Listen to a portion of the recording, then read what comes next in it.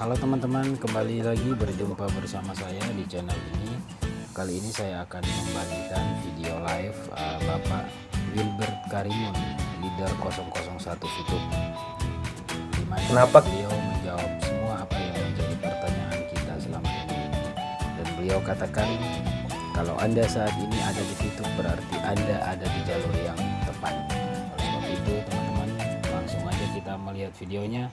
Namun sebelumnya saya minta dukungan teman-teman untuk subscribe, like, dan komen. Terima kasih, selamat menyaksikan. Salah satu kontribusi saya adalah melalui VTube. Karena melalui VTube kita bisa membantu begitu banyak orang. Kita nggak cuma lihat diri sendiri. Kalau soal punya uang, ada penghasilan, dapat duit, sudahlah. Sudah pasti dapat, nggak mungkin nggak. Kalau nggak dapat, Anda nggak lagi di VTube itu namanya. Kalau Anda lakukan dengan serius, kalau Anda kerjakan, uang itu udah pasti ada. Pasti.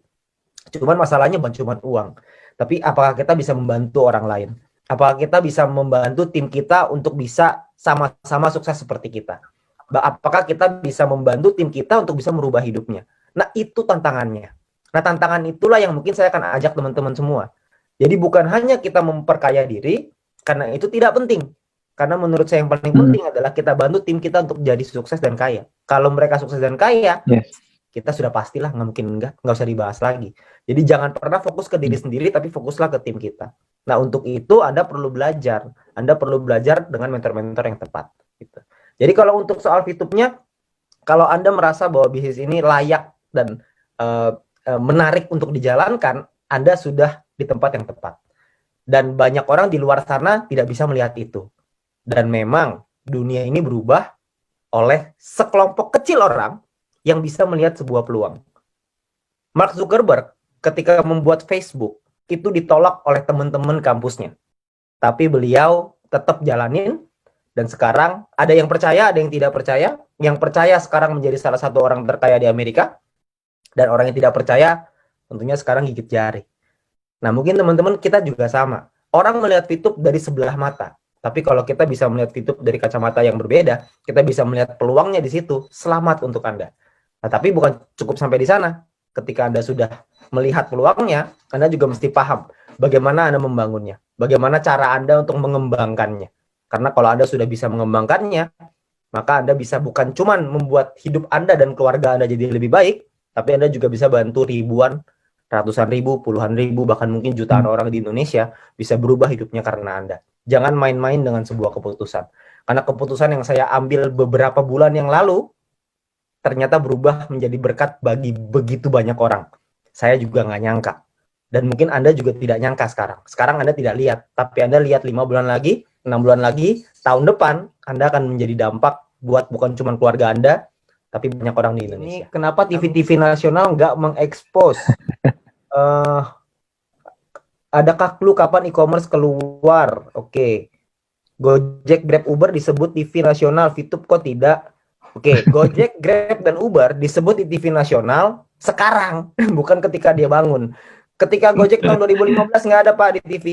Itu boro-boro di TV, di SMS mungkin ada. Tapi kalau di TV kayaknya nggak ada. Kalau misalkan sekarang tentu saja gitu. Tapi kita lihat VTube 5 tahun lagi, jangankan di TV Pak, di bioskop juga ada mungkin nanti. Ada. Ya, kalau misalkan iPhone, kapan bisa daftar? Nah, iPhone ini juga satu kendala ya, karena iOS-nya sulit untuk adapt dengan aplikasi kita. Jadi nanti sudah disiapkan solusinya, tapi lagi dalam proses. Terus kalau untuk tadi e-commerce, e-commerce ini problemnya adalah di perizinan. Sekali lagi, ini model bisnis kita ini terlalu, kalau bahasa Yamaha selangkah ke depan, tapi ini kayaknya beberapa langkah ke depan gitu ya. Ini terlalu depan nih. Sampai sulit untuk kita jelasinnya aja, bikin mudengnya aja susah gitu.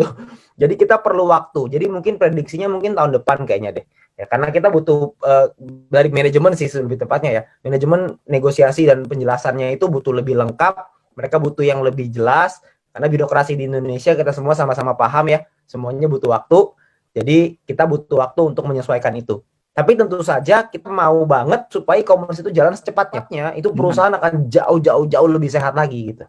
Jadi tentunya kita juga akan perusahaan juga akan mengupayakan supaya jalan terus, supaya e-commerce ini bisa running gitu. Tapi kita juga nggak mau melampaui koridor hukum. Tentunya kita semua nggak mau melakukan sesuatu yang ilegal, kan nggak ada yang mau. Kita maunya semuanya dalam ranah hukum yang benar, melalui legalnya mesti tepat gitu. Jadi kita nggak akan mulai sebelum kita dapat ACC atau approval dari negara, dari regulator. Tentu buat kepentingan kita bersama juga, gitu ya. Pernah nggak Metro TV iklan di RCTI? Nah, ini dijawabin sendiri. Terima kasih. Income Bapak sekarang berapa per bulan? Kalau income sih mungkin ya CRV lewat lah ya 1 bulan gitu. Amin. CRV belilah CRV 1 bulan tuh kebeli. Lumayan lah, lumayan untuk punya keleluasaan dalam segi finansial. Kalau misalkan dibilang kaya raya banget, enggak juga lah, masih banyak banget lah yang lebih kaya, yang punya gudang garam juga lebih gila-gilaan gitu. Tapi kalau misalkan keleluasaan dari segi income, dari segi pengeluaran ya makan-makan nggak mikir lah gitu. Makan-makan nggak mikir. Ngomong-ngomong, kapan manajemen berkantor di Indonesia? Nah, ini juga salah satunya nih ya. Ini juga kebetulan lagi dibahas, jadi sekalian. Kantor di Indonesia juga sedang dipersiapkan. Karena kita juga sama-sama tahu bahwa bisnis di Indonesia, kantor harus di Indonesia. Jadi kantor itu juga lagi dipersiapkan. Karena kemarinan ini kita memang peledakannya terlalu cepat. Jadi mau nggak mau harus ada manajemen yang dadakan dulu. Nah, sekarang ini sudah mulai running, lagi dipersiapkan untuk kantor di Indonesia. Jadi nanti kalau kantor ada di Indonesia pasti akan di-announce lah. Gak mungkin nggak. Ya karena saya yakin nanti kantornya itu nggak tahu deh itu kayak apa, tawuran mungkin di dalam situ ya. Saya nggak tahu deh. Bakal rame banget pasti yang datang. Tapi nanti pasti akan dikasih lihat. Boleh lihat jempol yang bisa membawa kesuksesan. Wih, mantap. Wih, jempolnya mantap. Jempolnya mantap nih. Susah nih jempolnya. Kenapa untuk registrasi harus berusia 18 tahun? Karena kalau di bawah 18 tahun nanti kita ditangkap sama Depnaker. Karena tidak boleh mempekerjakan orang di bawah umur. Yang hadir kasih 10 VP masing-masing. Waduh, daripada saya kasih ikan lebih baik saya kasih pancingannya. Kenapa kalau searching di Google tentang VTube pasti yang keluar adalah VTube penipuan? Oh iya tentu saja, karena perusahaan bagus harus dijelek-jelekan dong. Karena perusahaan yang jelek mau diapain lagi? Kapan izin Kominfo balik? Kenapa kita harus pakai NIK? Oke. Izin Kominfo ini masalah waktu ya. Jadi ini juga sama. Jadi kalau misalkan proses legalnya ini sudah mendekati fase akhir. Jadi ketika itu sudah selesai, maka semua izin juga pasti akan dipulihkan. Cuma itu butuh waktu aja untuk penyelesaian sedikit lagi. Jempolnya panjang banget ya, gak buntet. Makanya rezekinya panjang. Bisaan aja. Dulu waktu gua susah nggak begitu. Kenapa harus pakai nick? Karena kalau nggak pakai nick, nanti satu orang bisa bikin ID banyak banget dong. Karena kan harus diverifikasi apakah manusia atau robot, kan gitu. Kalau misalkan isinya robot semua kan pusing. Jadi kan harus ada KYC namanya. Jadi perlu ada yang diituin lah, yang dicek gitu. Ini udah gampang banget loh, cuma NIK doang. Harusnya tuh nggak begini nih. Harusnya tuh ada selfie-nya, ada fotonya, ada apa gitu. Harusnya ada beberapa lagi. Betul. Berarti Vito masih di R&D terus ya? Oh, itu tentu saja jelas. Karena yang namanya bisnis, kalau misalkan tidak bertumbuh terus, maka bisnis itu akan mati. Seperti contoh, kita ambil contoh paling gampang. Bluebird sama Gojek.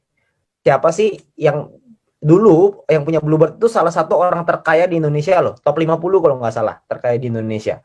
Sekarang, Bluebird ini ketika dibangun, itu gak ada yang berani melawan tuh. Taksi nomor 1 pasti Bluebird, gak ada lawannya. Ada Bluebird, Silverbird, GoBird, semuanya. Wheelbird juga ada di situ. Tidak ada satu orang pun yang bisa menyangkal bahwa Bluebird itu taksi nomor 1 di Indonesia. Okay. Nah, tapi ketika Gojek itu muncul, Gokar itu muncul, terjadi terjadi ribut gitu antara Gokar, supir Gokar dengan taksi. Katanya ini nggak fair lah, apalah segala macam. Dari pihak Bluebird itu juga ngotot, tidak mau beradaptasi dengan perubahan, nggak mau ikutin dengan online. Yang terjadi adalah Gojeknya sekarang membeli sahamnya Bluebird. Jadi yang tadinya kompetitor, Bluebird tadinya di atas, sekarang Bluebird mau nggak mau bekerja sama dengan Gojek gitu. Jadi namanya bisnis harus terus berubah. Begitu juga dengan Vito, pasti akan ada perubahan. Kalau Anda tanya akan berubah atau enggak, dijamin pasti akan berubah. Karena kalau nggak berubah, kita akan punah. Jadi mau nggak mau harus seperti itu. Bapak sendiri menjalankan misi dengan modal 0,3 apa fast track? Ya tentu saja 0,3 Bapak. Zaman saya pertama kali bergabung, EC aja tidak dibuka. Tidak ada EC, mau beli sama Sopo. Tentu saja pakai gratis, mau pakai apa lagi? Dulu 0,3 tuh seru sekali loh. Betul. Kita nunggu loh berbulan-bulan supaya dapat 0,3. Gila, launching tuh dengan semangat selesaiin. 0,3 pertama nih. Bangga Luar dapat biasa. 0,3 ini bangga banget. Seneng banget kan pertama kali Pak Sandy Bangga. di tengah dengan kisruhnya ketika lagi di awal ya, tapi dapat 0,3 pertama itu seru banget. Ini terakhir ya. Kalau dapat Iya, calon terakhir. VTuber yang kritis dan pernah telepon pihak OJK dan dapat info VTube termasuk entitas kali ini maksudnya ya. Entitas yang masih proses penarikan izin, itu kita gimana jawabnya, Pak? Kalau saya nih, ini Anda perlu tanya lagi ya sama Pak Sandy ya. Kalau ketemu dengan orang yang sebegitu kritisnya, pengen tahu semuanya, pengen supaya telepon OJK lah, ntar dia telepon ke Kominfo lah, dia telepon ke presiden lah, semua mau ditelepon sama dia untuk memastikan supaya bisnisnya jalan. Gak taunya dia cuma mainnya misi gratis toh. Kalau saya boleh milih, kayak gitu biasa saya Nina boboin, biar bobo aja, jangan dibangunin, karena repot, karena lucu, orang itu mau ikut bisnis yang fresh. Yang namanya bisnis fresh selalu ada tantangan di awal, selalu tidak mudah di awal. Kalau bisnis yang sudah established, bisnis yang sudah jadi, bisnis yang sudah kuat, legalitas gak ada lawannya, udah aman semuanya, ya Anda tunggu dulu 2 tahun lagi lah gitu. Mungkin beliau itu bergabungnya waktu yang tepat 3 tahun lagi dari sekarang. Jadi jangan Anda fokus sama orang yang seperti itu. Kalau saya lebih fokus sama orang yang melihat peluang daripada orang yang melihat masalah di balik peluang. Karena kalau ketemu orang yang nyarinya masalah, Anda kasih solusi, dia cari lagi masalahnya. Anda kasih solusi, dia cari lagi masalahnya. Anda nanya sama saya cara jawabnya gimana? Cara jawabnya adalah jangan dijawab. Kalau saya sih begitu. Makin dijawab, makin panjang. Jadi mendingan nggak usah. Kalau saya sih begitu ya, tapi Anda bisa tanya lagi dengan Pak Sandy. Mungkin Pak Sandy punya trik yang lebih mantep. Jadi thank you teman-teman semuanya. Saya udah kasih kesempatan untuk sharing di sini. Harapan saya adalah teman-teman semua di sini bisa mendapatkan manfaat seperti yang saya rasakan, seperti yang Pak Sandy rasakan, dan seperti leader-leader Anda rasakan. Tapi ingat, untuk Anda mencapai di posisi seperti Diamond, Platinum, itu tidak mudah. Butuh kerja keras, butuh perjuangan. Jadi siapkan hati Anda untuk kerja keras itu, siap-siap buat berjuang,